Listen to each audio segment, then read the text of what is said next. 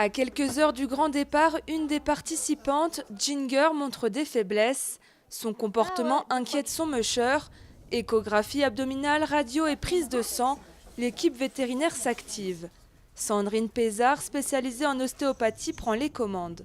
L'équipe vétérinaire est en train de tirer des radios à l'aide d'un capteur plan qui nous permet de tirer des radios sur le terrain avec une transmission immédiate des images en Wi-Fi afin de pouvoir peaufiner le diagnostic que nous avons à poser sur la chienne dont nous avons déjà fait une échographie et un bilan sanguin tantôt. On a un rôle au quotidien de soins et de bien-être aux animaux. On doit pouvoir répondre au mieux aux attentes des mushers pour éviter que de la bobologie se transforme en grosse pathologie. Les résultats médicaux de Ginger sont un peu inquiétants. Une accumulation de sel dans son côlon ralentit le transit intestinal. On aimerait bien couper ce cercle vicieux pour éviter qu'elle fasse vraiment un blocage complet de transit, où là ce sera très ennuyeux. On va la mettre au repos. Donc pour elle, la course pour le moment, jusqu'à nouvel ordre, c'est terminé. Une situation délicate pour Sandrine, c'est elle qui doit annoncer la mauvaise nouvelle au musher. Mais ce n'est pas le seul rôle de Sandrine.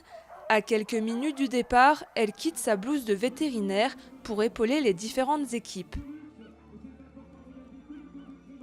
On est les petites mains des attelages. Ils nous font confiance parce qu'en tant que vétérinaire, ils partent du principe qu'on prend grand soin de leurs chiens.